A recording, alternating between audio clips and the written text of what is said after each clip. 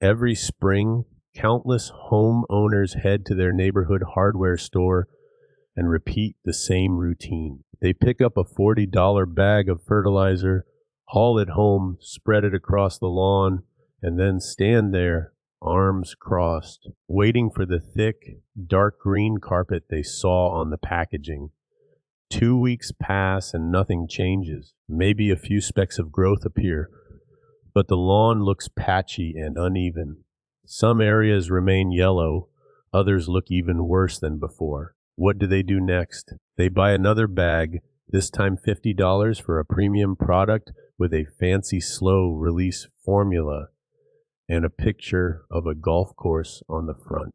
The result is the same, a slight improvement at best, far from what was promised. Here's the truth the lawn care industry doesn't want you to hear. Your lawn probably isn't lacking nutrients at all. It's suffering from something else, something so simple and obvious that once you notice it, it feels almost embarrassing. The solution is already in your kitchen, costs about $2, and can do what no fertilizer can. I'm going to explain exactly what it is and how to use it, but first you need to understand why everything you've been told about lawn care rests on a massive lie. Once you see this, you'll never look at that $40 bag the same way again. What does grass really need? Most people answer nutrients, nitrogen, phosphorus, potassium, the classic three. That's what every fertilizer bag shouts with its big numbers on the front, like 30, 04, or 25, 10. The packaging is designed to make you think nutrients are everything. The reality is that your soil already contains those nutrients. Almost every yard in America, every backyard, every front lawn already has nitrogen, phosphorus, and potassium in the soil. The dirt beneath your feet is full of the stuff your grass needs. So why isn't your grass thriving? Because of one invisible number that controls everything in your soil pH. Soil pH is the single most important factor determining whether a lawn flourishes or fails, and almost nobody talks about it. Not fertilizer companies, not the hardware store clerk, not even most landscapers. 5A, how pH works. Think of your soil as a locked refrigerator. Inside, there's everything your grass needs: nitrogen, phosphorus, iron, calcium, just sitting there. The door is locked and pH is the key. When the soil pH falls within the optimal range, roughly 6.2 to 7.0, that door swings wide open. Grass roots reach in, grab the nutrients, and growth explodes. Color deepens, thickness doubles. When the pH drops too low, making the soil too acidic, the door slams shut. No matter how much fertilizer you toss on top, the grass can't absorb the nutrients. The nutrients sit inches away from the roots, while the grass starves like a person at a buffet with a mouth wired shut. This is what's happening in most struggling lawns across the country. The soil is too acidic, and every bag of fertilizer dumped on top is essentially wasted money. Rain washes the unused fertilizer into the storm drain, feeding the sewer instead of the lawn. 5PV, why soil becomes acidic. Rain is the primary culprit. Each rainfall pulls calcium and magnesium out of the topsoil and drags them deeper out of reach. Over years, this process makes the soil increasingly acidic. If you live east of the Mississippi, your soil is almost certainly too acidic right now.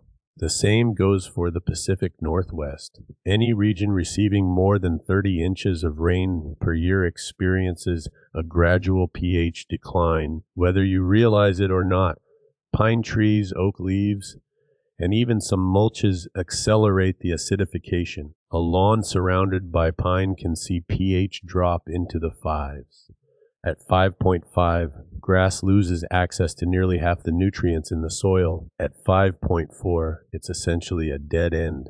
The $2 kitchen powder If you've been paying attention, you might already know what the inexpensive kitchen ingredient is: baking soda or sodium bicarbonate. It's the same powder you keep in the back of your fridge to absorb odors and scrub the sink. A box costs about $1.50 at any grocery store, yet it can transform a lawn in ways a $200 fertilizer program never will. Baking soda gently raises soil pH without the risk of overcorrection that comes with agricultural lime, which many extension services recommend but can take 4 to 6 months to work and easily overshoot if over-applied.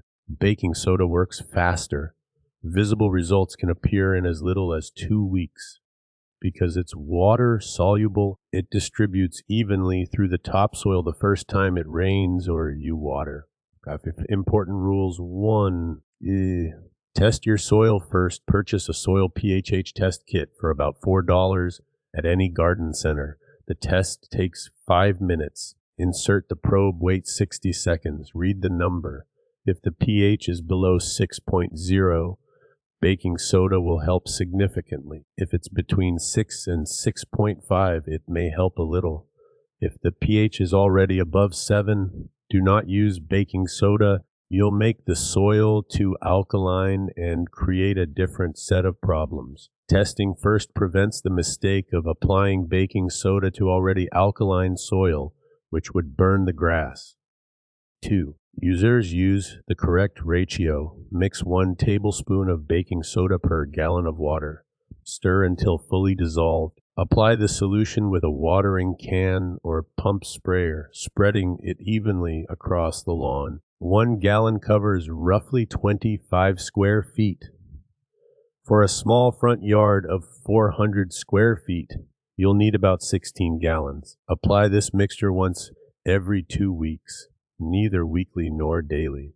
This is a slow correction, not a shock treatment. After 3 applications, test the soil again. If the pH falls between 6.2 and 6.8, stop. The soil is now in the sweet spot. The refrigerator door is open and the grass can finally feed. 3. First apply at the right time. Never spray baking soda on dry soil under full sun.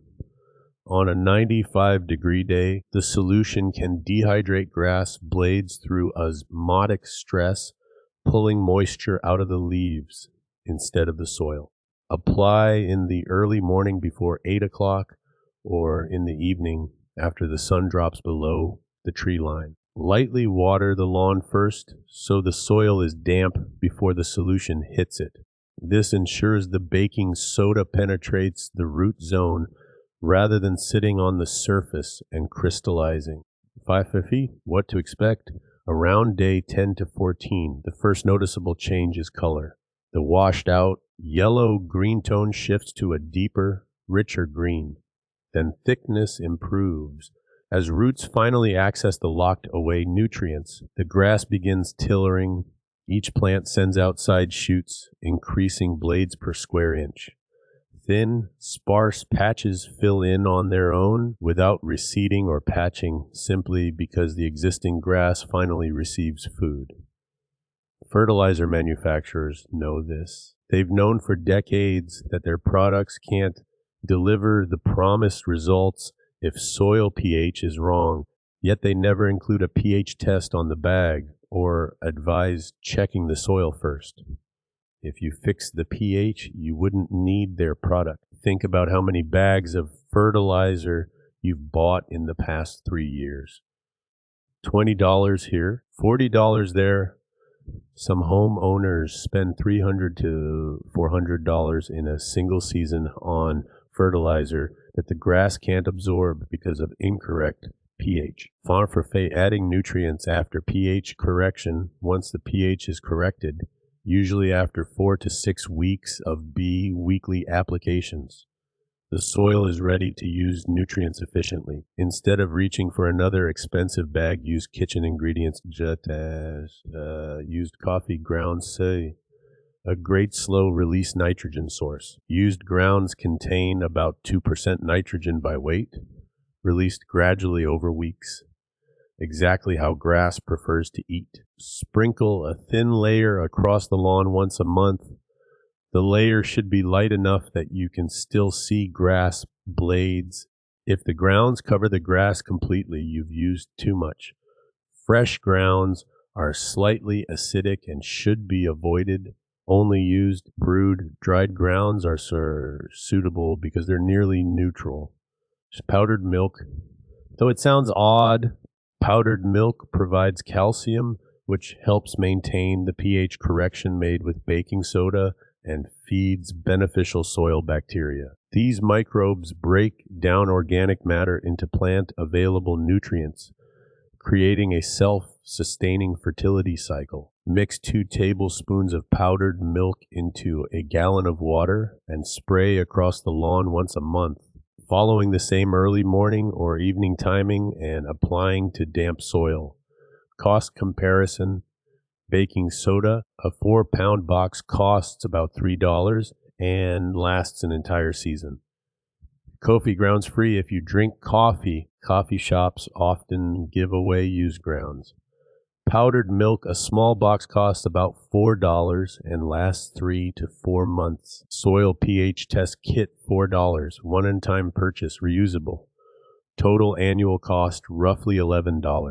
Compare that to the lawn care industry's recommendation for applications of premium fertilizer at $40 to $60 each, plus a bag of lime at $15, weed killer at $20, and grub control at another $20, totaling $200 to $300 minimum. The baking soda system fixes the root cause, while the fertilizer system merely masks symptoms. FONFE warnings and considerations. 1. Grass type. If you have Bermuda grass in the deep south, your soil may already be neutral or slightly alkaline. Bermuda prefers a pH of 6.5 to 7.0, and many southern soils naturally fall in that range. Test first. 2. Sodium content of baking soda is sodium bicarbonate. Excess sodium can damage soil structure by causing clay particles to bind, reducing drainage and creating compaction. Using the recommended ratio, 1 tablespoon per gallon, keeps you far from the danger zone. Do not triple the dose for faster results. Patience is essential. 3. Of cool season vias, warm season grasses, so the system works best on cool season grasses. Kentucky bluegrass, tall fescue, perennial ryegrass, common in the northern half of the country. These grasses are highly sensitive to acidic conditions, so pH correction yields dramatic improvements. Warm season grasses, Bermuda, zoysia, St. Augustine, are more tolerant of lower pH. They still benefit, but the change may be less striking. If you're unsure of your grass type, take a close-up photo and search an online grass identification guide. It takes 2 minutes and matters. A real-world example. I once had a backyard section that was absolute garbage brown, thin, full of moss, a classic sign of acidic soil, as moss loves acid while grass hates it. I tested the soil. The meter read 5.4, a terrible pH. At that level, grass loses access to nitrogen, phosphorus, and most micronutrients, surviving only on water and sunlight. I had been fertilizing that patch for 2 years, 3 applications per season at $40 each, spending roughly $240 feeding dirt that couldn't feed grass. I switched to the baking soda method, 1 tablespoon per gallon, applied every 2 weeks in the evening on damp soil. The first application showed no visible change for the first 7 days. By day 10, the moss began to thin. By day 14, the grass color shifted subtly to a deeper green. After the second application, progress accelerated. By week 4, the moss was 70% gone, and the grass was noticeably thicker. My wife noticed the improvement before I even pointed it out. By week 8, after 4 applications, the patch was unrecognizable Dark green, dense moss completely gone. A repeat pH test read 6.3, right in the sweet spot. Total cost, about $2 in baking soda. I haven't needed to fertilize that section since. The grass now maintains itself because the soil pH is correct and the natural nutrient cycle functions as intended. Rain brings trace nitrogen from the atmosphere. Decomposing grass clippings return nutrients. Earthworms and microbes process organic matter into plant food. I add a light baking soda treatment once each spring to counteract winter rain's acidifying effect. Just 5 minutes of work once a year, costing about 50 cents. That is real lawn